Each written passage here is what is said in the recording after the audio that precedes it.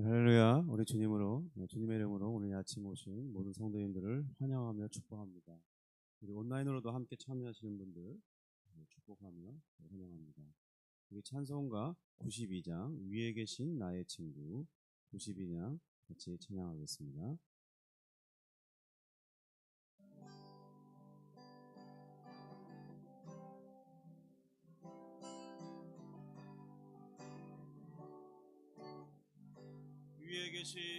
위에 계신 나의 친구 그의 사랑 지극하다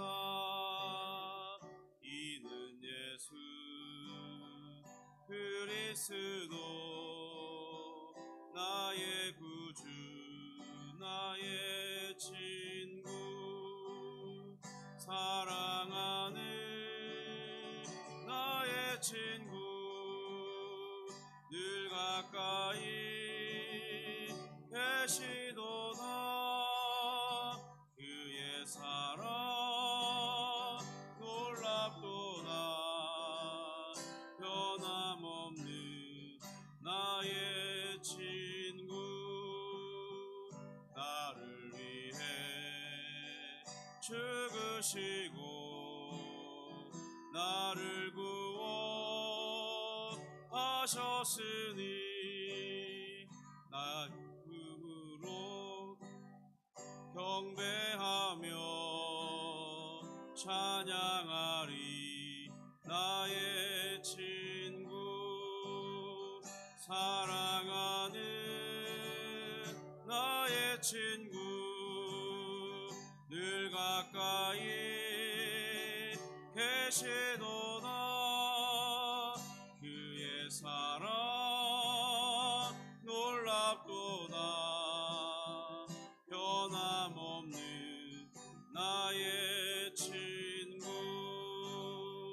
내 맘속에 늘 계시고 영원토록 함께하네 가지 되어 하나 되리 포도나무 나의 친구 사랑하는 나의 친구 늘 가까이 계시도다 그의 사랑 놀랍도다 변함없는 나의 친구 그날이와 황금길에 그의 영광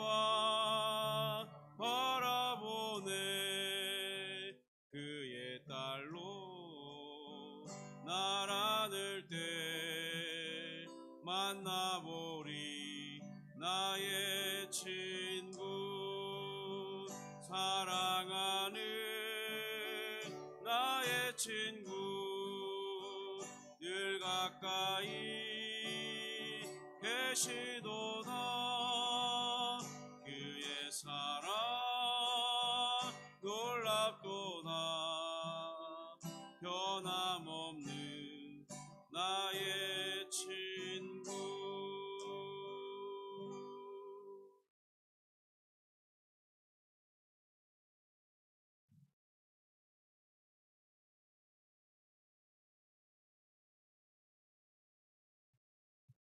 우리 다 함께 사도신경으로 우리 신앙을 고백하겠습니다.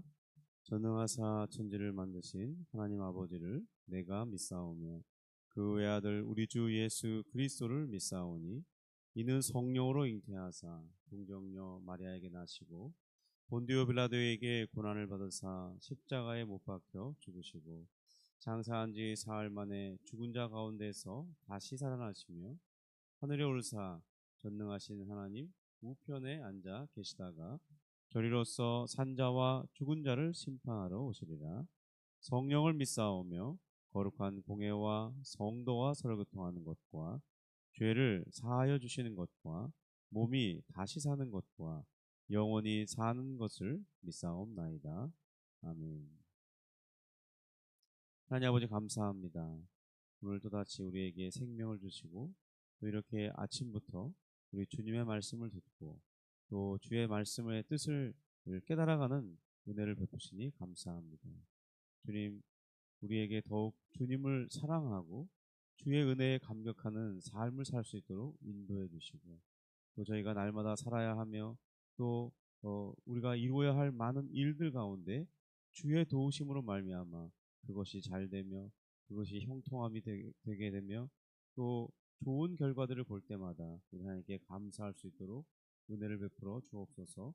혹 우리의 기대치에 못 미치거나 우리가 계획한 대로 되지 않거나 또 그 일들이 그 세상의 기준으로 볼 때 실패할지라도 낙심하지 않도록 도와주시고 우리의 감정에 치우쳐 그릇된 판단에 이르지 않도록 도와주시고 또한 우리의 행동과 우리의 말로 그런 것들을 원망하며 불평하지 않도록 하나님 우리에게 더욱 우리 내면을 기쁨으로 가득 채워주시고 이길 수 있는 능력을 공급해 주시옵소서. 감사하며 예수님의 이름으로 기도드립니다. 아멘. 우리 함께 보실 말씀은 로마서 5장 12절부터 21절 말씀입니다. 로마서 5장 12절부터 21절 말씀을 우리 같이 보도록 하겠습니다.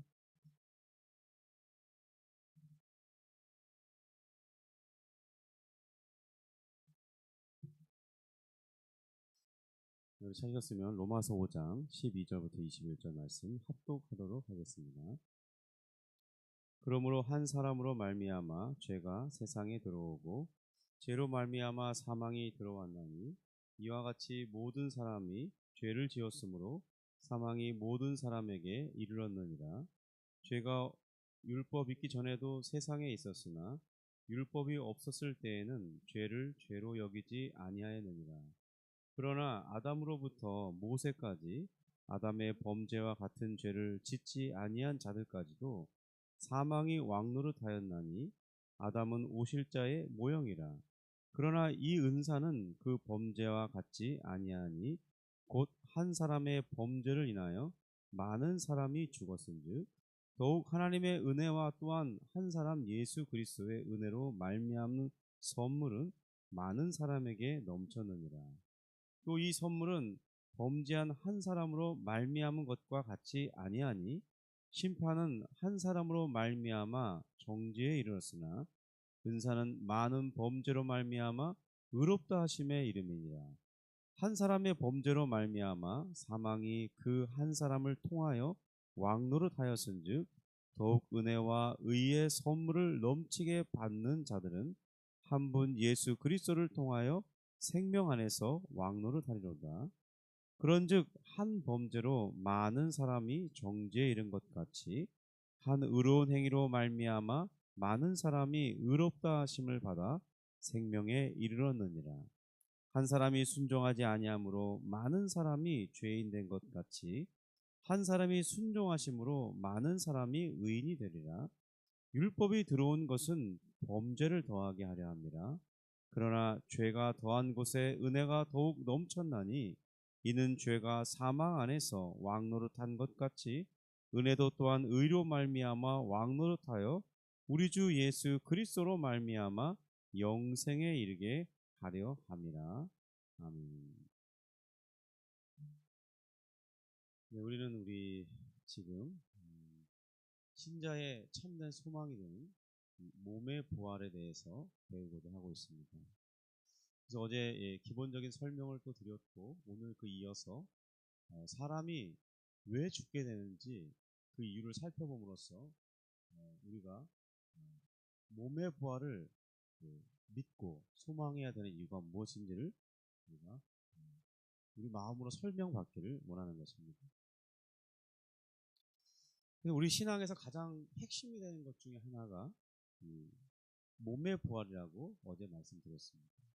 이것은 마치 양쪽의 날개와 같은 것인데 한쪽 날개는 예수 그리스도께서 이 땅에 사람으로 태어나시고 그리고 갈라디아서 4장 4절 5절의 말씀처럼 우리를 위한 이 언약의 머리로서 이 율법의 요구를 우리 대신 성취해 주시고 또 우리가 하나님 앞에 나아가기 위해 필요한 두 가지 종류의 제사가 있어요. 속죄 제사와 화목제가 있는데 바로 이 역할을 감당해 주시려고 십자가에서 죽으신 사건입니다. 이것이 한쪽 날개예요. 우리가 이 사실을 분명히 믿고 그것을 받아들여야 됩니다. 또 다른 한쪽의 이 날개는 바로 예수 그리스도의 다시 죽은 자 가운데 다시 살아나심으로 말미암은 그 소망, 그리고 우리도 예수님처럼 그렇게 되리라는 이 몸의 부활에 대한 소망을 우리가 확고하게 가지고 있어야 한다는 것입니다. 예수 그리스도께서는 죄인이 아니시죠. 그렇지만 우리와 동일한 사람으로서 죽었다가 다시 살아나심으로써 무엇을 우리에게 알려주었냐면 사람이 그냥 죽음으로써 끝나는 존재가 아니라는 사실을 보여주셨습니다. 사람에게 이 죽음은 자연스러운 결과가 아니라 사실은 매우 부자연스러운 어울리지 않는 것이었음을 드러내 주셨는데요.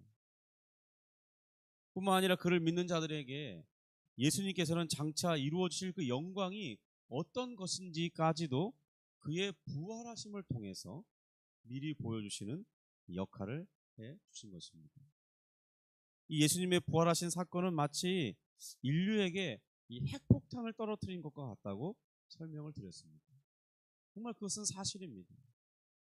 이전에는 생각해 보지 못했던 사람이 죽으면 끝이 아니라 사람은 죽는 것이 자연스러운 일이 아니고 매우 부자연스러우고 죽지 않고 영생하는 것이 자연스러운 일이라는 사실을 예수님이 죽고 부활하심으로써 그것을 우리에게 보여주셨습니다. 그래서 이 죽음 때문에 허무해야 하고 죽음 때문에 죽어야 한다는 것이 자신을 절망스럽게 하고 그런 데서 예수님이 구원의 소망을 갖게 해주신 것입니다. 그리고 이런 예수님의 부활이 가져다주는 그 은혜가 우리 자신이 어떤 존재인지를 새롭게 인식하게 만들어줍니다. 그리고 우리가 예수님을 믿게 될 때 우리의 신분이 엄청나게 격상되는데요. 바로 우리가 예수님의 자리까지 끌어올려지는 것이죠. 높임 받게 되는 것입니다. 그런 데서부터 오는 이 자부심을 갖고 살도록 우리 새 힘을 공급해 주시는데요. 실제로 얼마나 많은 사람들이 그렇게 지금 살고 있습니다. 인류 역사상 예수님 때부터만 생각해 봐도 수많은 사람들이 예수님을 만나고 그 소식을 접해 들음으로써 그들의 인생이 바뀌었고 정말 많은 사람들이 자신이 믿는 이 예수 그리스도를 버리지 않겠다고 고난받기를 자처하고 죽음을 마다하지 않고 기꺼이 자기 생명을 내던질 수 있었죠. 그러한 이유가 어디에 있다 보십니까? 예수님의 십자가의 죽으심도 중요한 일이지만 그와 못지않게 예수님의 부활하심이, 그래서 나도 예수님처럼 설자 한 번은 죽을지라도 다시 살아나게 될 것이라는 이 몸의 부활에 대한 소망이 그들을 담대하게 그 죽음의 자리에까지 기꺼이 자신의 신앙을 타협하지 않고 자신 생명을 내버릴 수 있는 용기가 거기서부터 나왔다는 것입니다. 이제 우리가 살펴봐야 할 부분이 있는데, 그럼 왜 사람은 죽게 되느냐 하는 거예요. 이 부분을 우리가 좀 깊이 있게 생각해 볼 필요가 있는데, 왜 사람은 죽는 것일까요? 왜 사람은 죽을 수밖에 없는 것입니까? 이 많은 분들이 의외로 이 부분에 대해서 정확하게 이해하고 있지 못해요. 보통 우리의 기준에서 볼 때 우리가 죽게 되는 이유는 우리가 이미 이제 신앙도 배웠고 성경 말씀도 어느 정도 알고 있어요. 그래서 우리가 죽는 이유는 우리가 지은 죄 때문에 사망에 이르게 된다고 생각한다는 것입니다. 왜냐하면 로마서 6장 23절에 말씀하신 것처럼 죄의 삭은 사망이라고 그랬거든요. 그러니까 죄를 지으면 그 결과는 죽음이구나, 그런 이해를 가지고 있는 것이죠. 또 히브리서 9장 27절에 보면 이 죄인된 우리는 한 번 죽는 것은 정해진 바라고 말씀하셨습니다. 9장 27절 히브리서를 보면 이렇게 됐죠. 한 번 죽는 것은 사람에게 정해진 것이요 그 후에는 심판이 있으리니. 이런 말씀을 보니까 이 사람이 범죄했기 때문에 한 번 죽는 것은 하나님의 어떤 뜻에 정해진 바구나, 이렇게 이해를 하고, 또 이 말씀을 근거로 사람이 죽은 뒤에는 이제 심판을 받아야 되는 거구나, 이런 것들을 알 수 있게 되는 거죠. 그래서 우리는 우리 죄 때문에 사망에 이르게 된다고 생각한다는 겁니다. 그런데 성경은 우리가 태어난 후로 지은 죄 때문에 우리가 죽음에 이르게 되는 직접적인 원인이 되지 않는다고 말한다는 겁니다. 조금 지금 생각하고 우리 기존에 생각했던 거랑 좀 다르지 않습니까?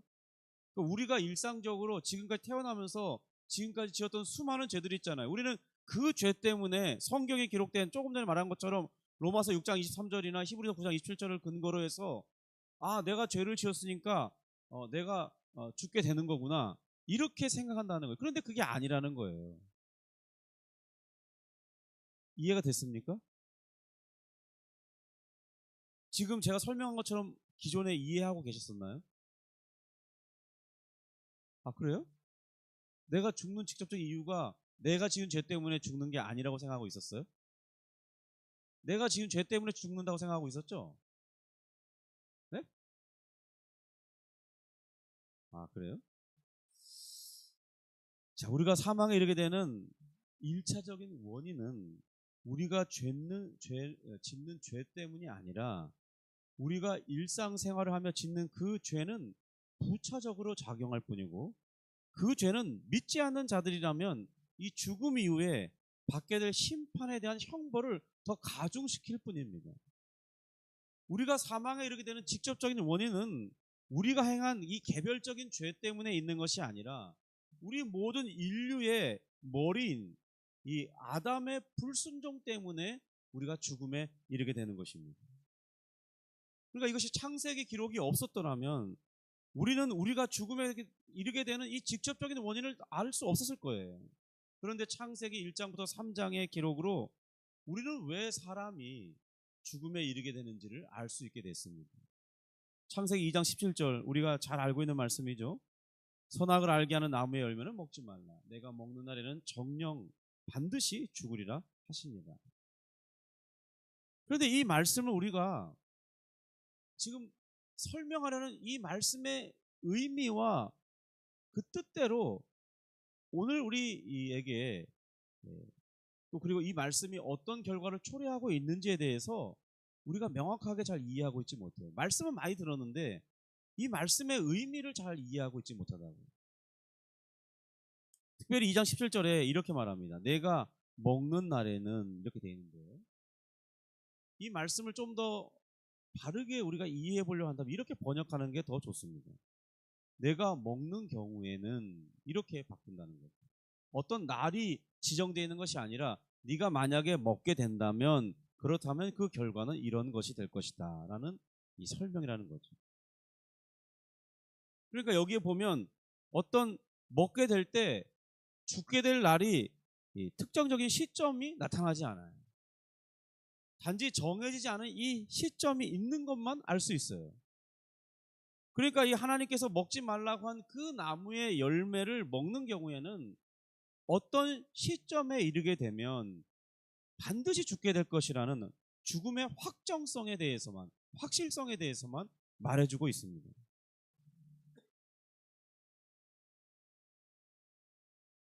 그러니까 이 말씀을 들을 시점을 한번 생각해 보세요. 아담이 이 말씀을 들을 때는 아직 범죄하지 않은 상태거든요. 그런데 지금 하나님께서 무엇을 말씀하고 있습니까? 아담이 아직 죄를 범하지 않았어요. 그 말은 무슨 말이냐면 아담이 의롭고 거룩하고 선해요. 그의 도덕적 능력이 탁월합니다. 그가 의로운 자예요. 그럼에도 하나님께서 지금 아담에게 불순종의 결과는 죽음이 될 것이라고 말씀하셨다는 사실입니다. 그러니까 지금 이 불순종에 대한 하나님의 심판으로서의 죽음을 누구 입에서 처음 거론됐냐?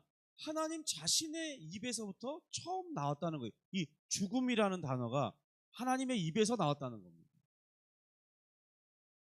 그러니까 이것은 사탄의 아이디어가 아니라는 거예요. 야, 네가 선악을 알게 나무의 열매를 먹지? 그러면 죽어. 이 아이디어가 사탄으로부터 나온 게 아니라는 거예요. 그 하나님의 직접적인 선포로 주어진 아이디어라는 거죠. 아담을 창조하셨잖아요, 우리 하나님이. 그리고 그 아담에게 자신의 형상을 불어넣었잖아요. 그래서 그가 생명을 가진 존재가 되었죠. 바로 그렇게 하신 하나님의 생각에서부터 이 불순종의 결과는 죽음이라는 그 아이디어가 나왔다는 사실을 우리가 주의해 볼 필요가 있습니다. 이것은 하나님께서 죄에 대해서 하나님이 얼마나 심각하게 생각하고 계신지에 대해서 알려주는 말씀입니다. 죽음이 죄에 대한 하나님의 심판으로 마땅한 이유는 아담이 부여받은 이 독특한 지위와 아담이 지은 이 죄의 본질이 얼마나 심각하고 악한 것인지를 살펴볼 때 분명하게 드러나지게 됩니다. 이 죽음은 이 아담이 먹지 말라고 한 나무의 열매를 따먹는 그 행위 자체에 있는 것이 아니에요. 그것보다는 하나님의 말씀에 불순종하게 된 그 원인과 그 내용에 주된 이유가 있어요. 그러니까 사실상 선악을 알게 하는 나무는 이 에덴 동산, 그 낙원에 있는 그 에덴 동산에 다른 여타의 수많은 열매 맺는 과일 나무의 한 종류에 지나지 않아요. 특별한 것이 별로 없습니다. 그래서 만약에 하나님이 그 나무를 지정해서 먹지 말라는 명령이 없었더라면 우리는 아무런 정죄의식 없이 그 열매를 따먹어도 아무 문제가 없었을 거라는 거예요. 얼마든지 그럴 수 있다는 거죠. 그렇다는 것을 알 수 있는 단서는 뭐냐면 하나님께서는 그 나무의 열매를 따먹으면 왜 안 되는지에 대한 이 정당한 이 이유를 설명해 주지 않는다는 점에서 드러납니다. 그러니까 왜 그 나무의 열매를 먹으면 안 되는지에 대한 설명은 전혀 없어요. 그러니까 중요한 것은 뭐냐면 어떤 그 나무를 하나님이 특정하셨지만은 그 나무 자체의 열매의 문제가 아니라 하나님의 말씀에 지금 순종하는지 여부에 대한 하나님의 시험의 성격이 거기에 담겨져 있다는 것입니다. 이것이 중요하다는 것이죠. 그러니까 이 아담은 피조물이잖아요. 아무리 그가 탁월하고 하나님과 같은 존재이지만은 모든 만물들에게는 하나님같이 보였죠. 그가 그렇게 높은 존재였지만은 그가 한 분에게만큼은 복종해야 되는 존재예요. 왜냐하면 그도 피조물이거든요. 바로 자신을 지으신 하나님께만은 온전하고 순전하게 또한 마땅히 복종해야만 했어요. 그런 자원에서 하나님 앞에 복종하는지에 대한 이 의지를 시험하셨던 것입니다. 우리는 이 아담이 원하기만 한다면 충분히 그 하나님의 말씀에 순종할 수 있을 만한 탁월성을 가지고 있었다는 점에서 왜 하나님께서 아담을 이 언약의 머리로 삼으셨는지 그 이유를 알 수가 있어요. 아담은 우리와는 다르게 그의 육체는 하나님에 의해서 직접적인 창조를 받았습니다. 세상에 그 아담의 후손으로는 모든 사람들은 직접적인 창조를 받지 않았죠. 그런데 유독 아담은 하나님의 성령에서 직접 창조를 받았어요. 그리고 그의 영혼은 하나님의 영에 의해서 불어넣어진, 그래서 하나님의 이 고유한 성품과 이 그 능력 이런 것들이 고스란히 담겨졌는데 그의 영혼이 하나님께로부터 직접적으로 왔기 때문에 그도 하나님과 같이 거룩하고 의롭고 선한 그런 존재가 되었다는 것입니다. 그래서 그가 창조된 상태를 보신 이 하나님께서는 창세기 1장 31절에서 다른 모든 만물을 지을 때는 좋았더라 그랬지만 사람을 마지막으로 창조하신 걸 끝내시면서 말씀하실 때는 심히 좋았더라 그랬어요. 이 심히 좋았더라는 그 말 속에 포함된 의미가 바로 사람은 거룩하고 선하고 의롭다는 것을, 탁월한 도덕적 존재가 되었다는 사실을 잘 보여줍니다. 그렇다는 것은 아담이 어떤 이 강압에 의해서도 작용받지 않고 자기의 온전한 자유를 이렇게 펼칠 수 있는 존재였다는 거예요. 성도 여러분, 우리는 늘 무엇에 강압되어서 살아가잖아요. 우리의 온전한 자유대로 살 수가 없습니다. 우리의 온전한 자유대로 살면 어떻게 되겠습니까? 그러면 죄에 기착됩니다. 신기하게 선에 이르는 게 아니에요. 우린 죄에 기착될 수밖에 없어요. 그런데 아담은 그렇지 않습니다. 아담은 스스로가 온전한 자유 가운데 있었어요. 그리고 자신이 원하기만 한다면 그 선을 이룰 수 있는 도덕적 능력을 가지고 있었습니다. 이것이 우리와의 극명한 차이점이에요. 또한 하나님께서 아담에게 이 모든 피조물을 다스릴 만한 권세를 위임하신 것을 보면 그가 얼마나 지적으로 탁월했는지, 지혜가 충만했는지를 보여주고 있습니다. 성도 여러분, 정말 이 농사 하나를 짓는 것만 해도 많은 지혜가 필요합니다. 동물을 기르는 전문가들을 보세요. 그들이 얼마나 많은 지식을 요구하는지 전문가 과정을 거쳐야만 하잖아요. 그런데 한두 종류의 동물과 어떤 이 자연 만물을 관리하는 게 아니었잖아요. 모든 생물들을 다 관리할 만큼 정말 그가 탁월한 지혜와 지식을 갖추고 있었다는 것입니다. 이런 자질을 살펴볼 때 그는 충분하게 우리의 언약의 대표자로서 자질을 갖추고 있었던 것입니다. 만약 우리가요, 그 아담이 범죄하기 전에 그 아담을 직접 우리가 볼 수 있었다면 우리는 당연히 우리의 조상이기도 하지만 아담을 우리의 대표자로 선택했을 게 분명해요. 우리가 스스로 아담은 우리의 언약의 머리가 되는 게 합당합니다. 그의 탁월함을 보십시오. 그의 도덕적인 자질을 보십시오. 그의 지혜를 보십시오. 얼마나 대단합니까? 이렇게 찬성했을 거라는 거예요. 하나님의 그 정하심에 기꺼이 맞습니다. 하나님의 선택이 지극히 당연하죠. 이렇게 대답했을 거라는 거죠. 왜냐하면 그보다 탁월한 사람을, 그보다 이 하나님의 시험을 잘 통과할 만한 준비된 사람이 없기 때문에 찾아볼 수가 없는 거죠. 그러므로 아담이 이 우리의 언약의 머리로서 이 대표자의 자리를 갖는 것은 지극히 당연한 것이라 볼 수 있습니다. 그러므로 이 아담의 행위는 우발적인 사고가 아니라는 사실을 우리가 알 수 있습니다. 이것은 그의 모든 도덕적 탁월성과 완전한 자유 안에서 실행된 매우 이 고의적인 불순종이었다는 사실을 우리가 생각해 봐야 한다는 거예요. 그러니까 이것이 정말 악한 행위였어요. 그런 행위를 한다면 정말 그가 죽음에 이르기에 합당했습니다. 왜냐하면 그는 하나님과 같은 존재였거든요. 하나님에게는 거짓이 없고 불순종이 없죠. 그런 동일한 존재가 불순종을 했다는 것은 매우 고의적인 의도를 갖고 있음을 보여준다는 것입니다. 이미 하나님께서 우리가 앞에서 살펴본 내용과 같이 강력하게 경고해 주시고 있었잖아요. 그런 점에서 이 아담이 하나님의 말씀에 불순종한 행위는 반역과 같아요. 타락이 아니에요. 사탄이 저지른 이 반역보다 정말 더 심각할 수 있어요.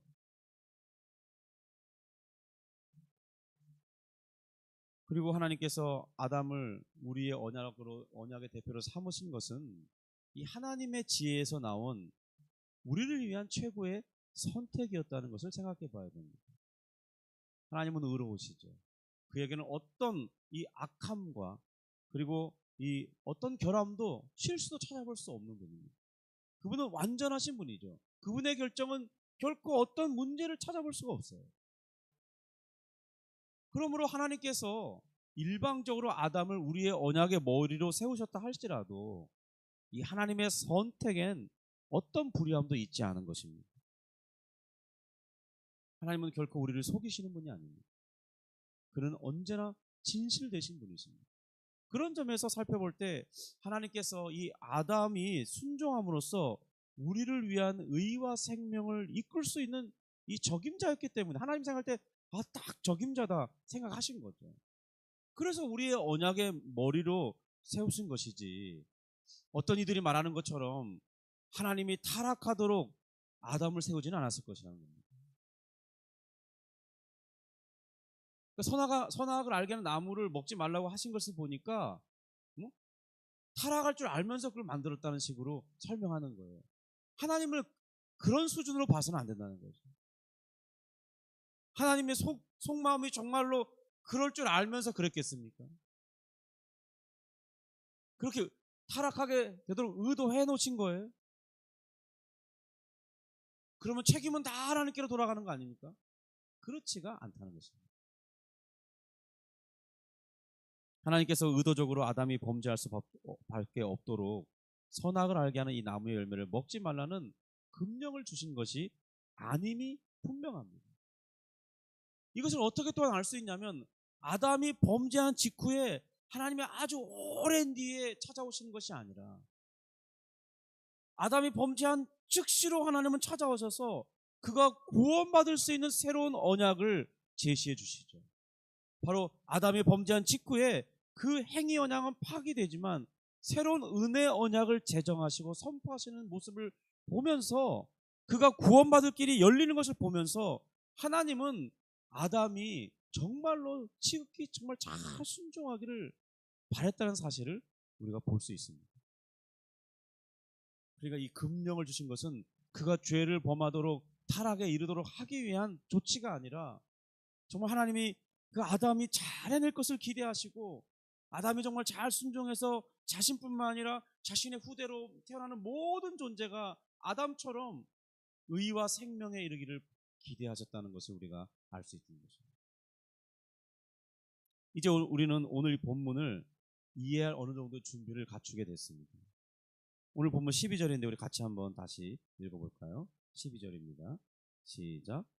그러므로 한 사람으로 말미암아 죄가 세상에 들어오고 죄로 말미암아 사망이 들어왔나니 이와 같이 모든 사람이 죄를 지었으므로 사망이 모든 사람에게 이르렀느니라. 그러니까 사람에게 죽음이 이르게 된 이 원인이 우리 각자가 행하는 그 죄의 근본적인 원인이 있는 것이 아니라는 거죠. 바로 아담의 불순종에 의한 하나님의 형벌로 비롯된 것이 죽음이라고 말씀하고 있습니다. 사도 바울은 그의 설명이 사실이라는 이 증거를 두기 위해서 아담의 후손들을 예로 들고 있어요. 우리 13절 14절인데요. 다시 한번 읽어보겠습니다. 13절. 죄가 율법이 있기 전에도 세상에 있었으나 율법이 없었을 때에는 죄를 죄로 여기지 아니하였느니라. 그러나 아담으로부터 모세까지 아담의 범죄와 같은 죄를 짓지 아니한 자들까지도 사망이 왕노릇하였나니 아담은 오실 자의 모형이라. 그러니까 율법은 이 모세 시대에 하나님의 계시로 주어진 것이죠. 율법은요, 선과 악을 분명하게 규정 짓습니다. 그리고 어떤 것이 하나님에게 죄가 되는지 명확하게 알려줘요. 또 어떤 것이 하나님을 기쁘시게 하는지에 대해서도 명확하게 알려줍니다. 그런데 이 율법이 제정되기 전에 사람들은 죄에 대한 명확한 규정을 갖고 있지 않았어요. 그로 인해서 이 사람의 양심에 새겨진 이 도덕률에 의해서 그냥 살아갔을 뿐입니다. 또 우리가 생각해 볼 것은, 이 아담이 죄를 범한 이후에 하나님께서 아담에게 이 주신 명령, 법과 명령은 폐지되었다는 사실입니다. 그것은 아담에게만 부여되는 것을 알 수 있어요. 그래서 이 행위 언약이 이제 은혜 언약으로 대체되고 말아요. 그러니까 이제 사람들은 행위 언약 가운데 있는 게 아니라 은혜 언약 안에 있어요. 그리고 더 이상 아담에게 이 주신 의무도 아담의 후손들에게는 주어지지 않고 있습니다. 그러니까 각자에게 태어나는 사람마다 선악을 알게 하는 나무의 열매를 먹지 말라는 그 명령을 일정 기간, 시험 기간을 두고 그것을 통과하면 너는 의와 생명에 이를 것이고 그렇지 않으면 너는 사망에 이르게 될 것이다. 이런 이 언약을 맺지 않으신다고요. 우리에게 그런 걸 요구하지 않아요. 그렇죠? 그런 요구 받아보신 적 있습니까? 없잖아요. 그러니까 모세 때 전까지 사람은 분명하게 이 죄 가운데 살았긴 했는데 그들을 어떨 정죄할 만한 명백한 법이 하나님으로부터 아직 주어지지 않았다는 점에서 그들의 죄는 지금 아직 분명하게 정죄되지는 않고 있었다는 거예요. 그리고 아담에게 이 어기면 죽게 될 것이라는 그 형벌이 부과된 법과 명령도 없었죠. 그런 법이 없기 때문에 그들은 죽음의 일을 죄를 지을 수는 없었습니다.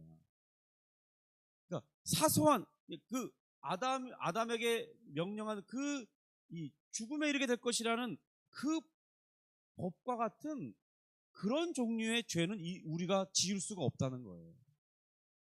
어떤 개별적인 죄는 짓지만은 그 아담이 짓는 죄 같은 걸 지을 수가 없어요, 절대로. 그러니까 우리가 직접적으로 사망에 이를 수 없다는 거예요. 우리가 짓는 죄가 직접적으로 사망에 영향을 미치지 못해요. 그런데도 불구하고 그때에 모세 때에 율법을 주신 그때까지 그냥 성경적으로 계산해 보면 대략 한 2500년 뭐 전후가 될 텐데 그 역사의 시간 동안 그런 아담과 같은 죄를 짓지 않는 그 모든 사람들도 그냥 다 죽었다는 거예요. 예를 들어서 율법이 명백하게 드러났습니다. 그래서 이 율법을 행하면 살겠다고 말씀하시는데 그런 이 살 수 있는 방법이 제시된 명확한 하나님의 법이 없었어요. 그런데도 불구하고 이 사람들은 다 죽었다는 거죠. 그렇다면 질문을 해봐야겠죠. 이 사람들은, 그러니까 모세 율법이 있기 전에 이 사람들은 왜 죽은 것이냐는 거예요. 그들은 죽음의 일을 이 형벌을 조건으로 한 죄를 지은 적도 없잖아요. 지금 죄를 짓지 않았다고 말하는 게 아님을 우리가 주의해야 됩니다. 그 사람들이 다 의로운 사람이다 이걸 말하는 게 아니고 그 사람도 다 죄인 맞습니다. 그런데 그들이 직접적으로 죽을 이유를 그 자신에게서는 찾을 수가 없다는 거예요. 그들 자신에게서. 그럼에도 그들이 죽음을 피할 수 없었다는 것이 무엇을 말해주냐는 거예요. 결국 그 이유는 이 아담의 언약 안에서 저들이 아담이 범한 죄의 결과를 함께 짊어지는 이런 언약의 조항을 그들이 전가받게 되었다는 것입니다. 그래서 그들은 죽었다는 거예요. 아담의 죄가 그의 모든 후손들에게 전가되고 있기 때문에 사람들은 죽음에 이르게 되는데요. 여기에 예외일 사람은 아무도 없죠. 그러니까 지금 현재 이 땅에 80억의 인구가 살고 있다는데 그 사람들도 다 어느 순간 되면 다 죽겠죠. 여기서 말하는 죽음이란 그러니까 육체적인 죽음을 가리키는 말인 것입니다. 육체적으로 다 죽잖아요. 이것이 바로 아담이 범한 죄의 형벌이라는 거예요. 사람이 죄인으로 태어나게 되는 원인은 두 가지로 우리가 봅니다. 하나는 이 부모님으로부터 부패하고 타락한 심령을 물려받기 때문에 우리 유전된다고 하잖아요. 우리의 부모님의 어떤 유전 형질이 지금 이제 과학에 의해서 그 병들이 자녀들에게까지 물려진다는 사실이 밝혀졌잖아요. 그래서 우리가 다 그런 질문을 던지잖아요. 혹시 형제 중에 어떤 암이 걸린 사람이 있습니까? 혹은 부모님 중에 뭐 뭐죠? 당이 있습니까? 혈압이 있었습니까? 이런 걸 다 질문제 물어보잖아요. 그러니까 유전된다는 거죠. 그런 것처럼 사람의 부패한 마음도 유전받는다는 거예요. 또 다른 하나는 첫사람 아담으로부터 그의 불순종한 죄를 전가받기 때문에 죄인이 됩니다. 그러니까 아담이 타락한 이 본성은 혈통을 통해서 사람들에게 유전돼요. 그 결과 모든 사람들은 영적으로 죽은 상태로 다 태어납니다. 사람이 이런 상태에서 벗어날 수 있는 유일한 방법이 있어요. 그건 뭐냐면 예수님께서 이루신 이 구속의 은혜를 그의 선택된 자들에게 적용하시는 이 성령의 부르심을 받으면 돼요. 그리고 그의 성령에 의해서 중생하게 되는 은혜를 입고 믿음과 회개의 은혜를 받으면 된다는 거죠. 그러면 우리 영적인 죽음의 상태에서 역전될 수 있어요. 중생이란 말은 다른 말로 거듭남이라고 하죠. 거듭난다는 것의 핵심은 뭐냐면 마음이 새롭게 된다는 거예요. 그러니까 이전에 마음의 상태와 다른 새로운 마음의 상태가 된다는 거죠. 어떤 상태냐? 바로 이 하나님과 교제하지 않았던, 하나님을 찾지 않았던 우리의 심령이 하나님을 찾는 것이 자연스럽고 하나님을 의지하는 게 자연스러운 심령 상태로 바뀐다는 거예요. 이것은 사람이 스스로 인위적으로 할 수 없는 일이라는 거예요. 그런데 사람이 중생하게 되면요, 신기하게도 우리가 하나님을 아버지로 부르는 것이 지극히 자연스럽게 일어납니다. 그리고 이제 일정 시간이 지나잖아요. 우리가 중생되고 나서 그러면 하나님을 아버지라고 부르지 않는 게 더 어색해요. 신앙생활 오래 하신 분들 하나님을 아버지라고 안 부를 거라고 생각해 보세요. 마치 이 나랑 상관없는 대통령을 만나는 것처럼, 대통령님 이렇게 부르는 것처럼 하나님 이렇게 부르기가 더 어색하다는 거예요. 그렇지 않습니까? 우리 기도할 때 하나님 아버지, 아버지 도와주세요. 이게 자연스럽다는 거예요. 그만큼 이 우리가 영적으로 살아난 존재인 것을 우리 스스로가 이 하나님을 찾을 때 그런 것이 나타난다는 것입니다. 반면 모든 사람은 세대를 뛰어넘어서 직접적으로 아담으로부터 이 죄를 전가받게 되어서 죄인이 됩니다. 그로 인해서 사람은 육체가 죽음에 이르게 되는 거예요. 왜냐하면 아담에게 하나님 말씀하셨잖아요. 네가 먹는 날엔 반드시 죽게 될 것이다. 어느 때가 되면 죽게 될 것이다. 그래서 아담이 실제로 930년 정도 살고 죽었어요. 그의 후손들도 홍수 심판이 있기 전까지는 대략적으로 다 900살까지 살고 죽었어요. 홍수 이후에는 자연의 환경이 급격하게 변화돼서 그 수명이 팍팍 줍니다. 그러다가 이 아브라함 때가 되면 120, 30세를 살면 죽게 되고요. 이제 모세의 때가 되면 7, 80살을 살면 장수한 그 사람이 되는 것입니다. 결국 사람들은 다 육체적인 죽음에 이르게 된다는 거예요. 이제 조금 짧았지만은 우리 모든 사람들이 왜 육체적인 죽음에 이르게 되는지 이해가 되셨습니까? 사람이 죽는다고 할 때 그 죽음은 세 가지로 구분해 볼 수 있습니다. 첫 번째가 바로 영적인 죽음이에요. 이건 즉각적으로 일어나는 사건입니다. 바로 이 부패한 본성을 물려받은 모든 사람들은 본성으로부터 도덕적인 부패를 가지고 있어요. 그것을 가르치는 말이 영적인 죽음이에요. 그로 인해서 우리의 생명의 근원이신 이 하나님으로부터 분리된 상태, 그 상태를 죽었다고 말하는 거예요. 그러면 우리가 하나님 앞에 분리됐으니까 다시 하나님께로부터 나아가야 생명을 얻는 줄 알게 된다면 하나님을 찾아야 되는 것이 아닙니까? 하나님께 나아가야 되잖아요. 그런데 그런 것을 할 수 있는 능력이 없어요. 도덕적인 무능의 상태에 있어요, 우리가. 또 우리 마음에 하나님을 찾지도 않아요. 바로 그런 상태를 영적으로 죽었다고 말하는 겁니다. 하나님과의 분리된 상태, 하나님을 찾지 않고 소외된, 그리고 그것을 역전시킬 수 있는 능력이 없는 무능의 상태, 이것을 바로 영적인 죽음이라고 말한다. 실제로 우리가 죽었다 그런 말이 아닙니다. 관계가 없다는 거예요. 그래서 하나님으로부터 생명이 공급되지 않는 그 상태를 가리켜서 영적인 죽음이라고 말하는 거죠. 이것은 우리의 지성이나 의지나 감정이 작동하지 않는다 그런 말을 하는 게 아닙니다. 유독 다른 것은 다 잘하고 정말 똑똑한데 하나님의 말씀에 대해서만, 복음에 대해서만 반응하지 않아요. 하나님께 대한 우리의 태도가 마치 이 죽은 자와 같다는 거예요. 아무리 건드려도 스스로는 반응이 없어요. 마치 시체가 반응이 없는 것처럼 하나님께 대해서만, 하나님의 말씀에 대해서만 반응을 스스로 하지 않는다는 겁니다. 도리어 미워하기는 해요. 거부하기는 합니다.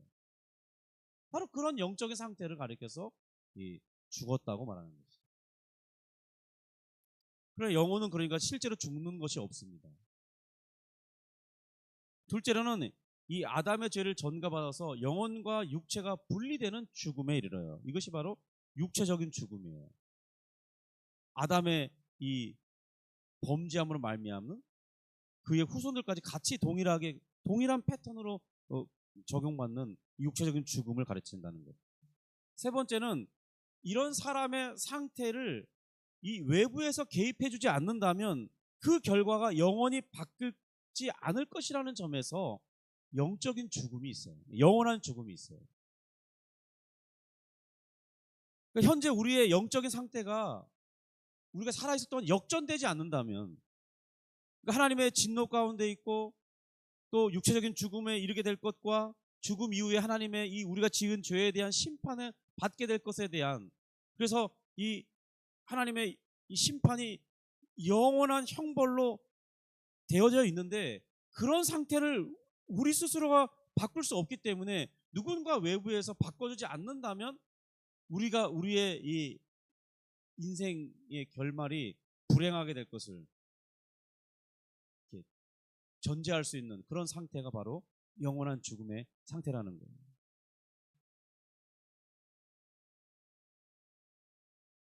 이제 부족하나마 우리가 그리스도를 믿어야 하는 이유에 대해서 이렇게 설명받을 수 있습니다. 사람이 처한 이 세 가지 죽음의 비참한 상태에서 우리는 건진받아야 돼요. 그래서 우리가 이 땅에서 예수 그리스도를 믿게 되면 어떤 일이 일어나냐? 가장 먼저는 이 영적인 죽음에서 살아나게 된다는 거예요. 이 말은 아까 말했죠. 관계에서 단절되고 소외된 상태, 하나님을 찾을 수 있는 그런 능력이 없는 상태라고 그랬잖아요. 그런데 이제 신기하게 예수 그리스도를 믿으면 우리의 영적인 상태가 바뀌어진다는 거예요. 하나님을 찾게 됩니다. 하나님과의 관계가 이제 다시 소통되죠. 그래서 우리가 기도하는 것 아닙니까? 말씀을 들을 때 좋아요. 이런 변화된 상태가 우리에게 주어진다는 거예요. 이것이 바로 우리의 법적인 지위도 바뀌어졌다는 걸 드러낸다는 거예요. 이제 우리는 하나님의 자녀가 되었어요. 그리고 즉시로 주어지는 게 뭐냐면, 그것과 동시에 주어지는 게 뭐냐면, 바로 예수님께서 십자가에 죽으심으로써 우리가 죽음 이후에 받아야 할 그 영원한 형벌, 하나님의 진노로 말미암는 형벌에서 면제된다는 것입니다. 왜 그렇습니까? 우리가 받을 형벌을 예수님이 십자가에서 죽으심으로써 대신 다 받으셨거든요. 그러니까 예수님을 믿을 때는 나의 형벌이 예수님께로부터 옮겨졌기 때문에, 그리고 예수님이 그 형벌에 대한 값을 다 치렀기 때문에 더 이상 우리에게 하나님이 어떤 값을 요구할 것을 찾을 수가 없다는 거예요. 없는 거죠. 그래서 바로 이 영원한 죽음에서 바로 건진받습니다. 신자들은 이러한 영광을 누리고 있는 거예요. 이제 그럼 남은 한 가지가 있죠. 어떤 게 남았습니까? 육체적인 죽음에서 역전되어야 됩니다. 그런데 아까 히브리서 9장 27절에 말한 것처럼 한 번 죽는 것은 사람에게 정해진 바라고 그랬어요. 그러니까 한 번은 다 죽어야 돼요. 육체적인 죽음을 지나가야 돼요. 통과하는 어떤 그런 의식과 같아요. 그런데 이것이 믿는 자에겐 저주가 아닙니다. 왜 그러냐면 예수님이 부활하셨기 때문에. 예수님과 함께 죽고 함께 산다고 그랬어요. 그리스도와 연합을 이룬 자들은 바로 주님의 부활처럼 우리도 부활의 몸을 입게 될 거예요. 그런데 이 부활의 몸은 이 믿지 않는 자들의 부활의 몸과 같은 상태가 아닙니다. 그들은 형벌과 저주를 받기 위해서 다시 부활받겠지만 우리는 영생에 이르기 위한 부활의 몸을 입습니다. 하나님의 나라에 들어가서 영생 복락을 누리기 위한 부활의 몸을 입게 되는 것. 이것이 믿지 않는 자와 다른 상태의 다른 몸을 받는 것입니다. 그래서 예수 그리스도를 믿는 자들이 소망이 있다고 말하는 거예요. 비록 우리가 이 땅을 살아가는 동안 어떤 이들은 불행한 가운데 살아갑니다. 매우 이른 시기에 죽음에 이르러야 돼요. 원치 않는 질병이나 암에 노출돼서 혹은 사고로 인해서 극렬한 고통을 당하다가 죽는 분들이 있어요. 아니면 저 가난한 나라에 태어나는 사람들처럼 극한 가난과 배고픔에 시달리다가 이른 나이에 죽는 사람들도 있어요. 혹은 전쟁에 휘말린 나라에 태어난 이유만으로 전쟁 때문에 억울하게 죽는 그런 꽃다운 나이에 죽는 이들이 많이 있어요.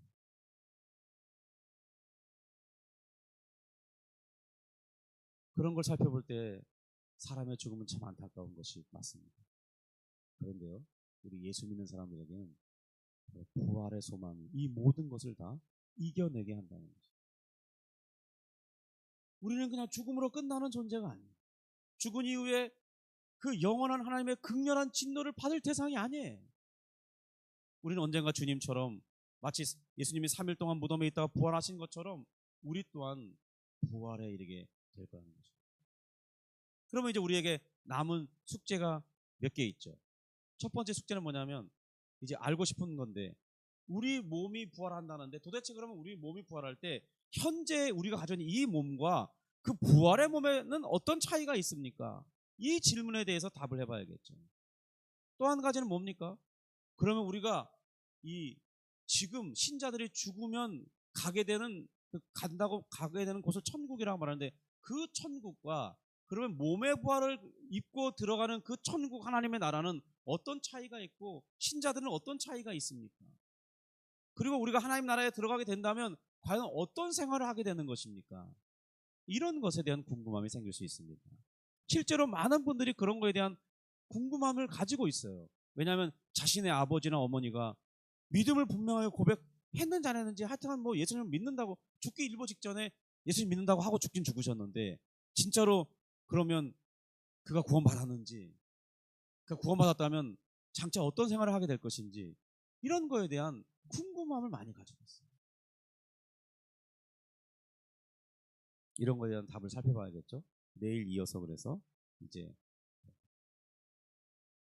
고대하시는 우리의 몸의 부활은 어떻게 되는 것입니까에 대한 답을 해드리도록 하겠습니다. 오늘 설교가 좀 길었는데요. 유익이 되기를 간절히 바랄 뿐입니다. 기도하겠습니다. 하나님 아버지 감사합니다. 주님, 아담이 지은 죄가 매우 심각한 것이었고, 우리도 여전히 그의 죄를 전가받고 또 부패한 본성을 물려받아서 참 소망이 없고 살아가면 갈수록 절망에 이르게 되는 존재일 수밖에 없었는데, 어느 날 예수님의 그 복된 소식을 듣게 되고 내 마음은 어쩌자고 그것을 믿음으로 받는 은혜를 입었는지, 주님 설명은 잘 되지 않지만 그로 인해서 우리 마음이 크게 기뻐하고 얽매임에서 자유하게 되고 죄의 무거운 짐에서 벗어나게 되고 우리가 하나님의 자녀로 이 땅을 기뻐하는 중에 살아가게 되고 하나님을 아버지라고 부르면서 이 땅을 살아가는 동안 필요한 많은 지혜와 능력과 필요한 물질들을 간구할 때 하나님은 신실하게 응답해 주시니, 하나님 정말 우리가 너무나 큰 복을 받은 자임을 생각하며 감사합니다. 우리 하나님께 찬송을 올려드립니다. 주 우리가 일평생 이러한 것들을 잘 이해하고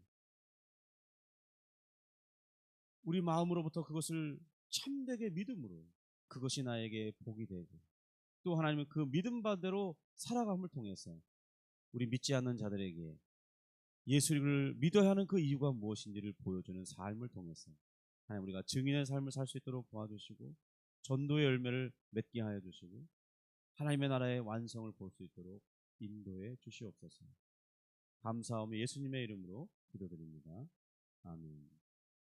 하늘에 계신 우리 아버지여, 이름이 거룩히 여김을 받으시오니 나라가 임하시오니 뜻이 하늘에서 이룬 것 같이 땅에서도 이루어지이다. 오늘날 우리에게 일용할 양식을 주옵시고 우리가 우리에게 죄 지은 자를 사하여 준 것 같이 우리 죄를 사하여 주옵시고 우리를 시험에 들게 하지 마옵시고 다만 악에서 구하옵소서. 대개 나라와 권세와 영광이 아버지께 영원히 있사옵나이다. 아멘.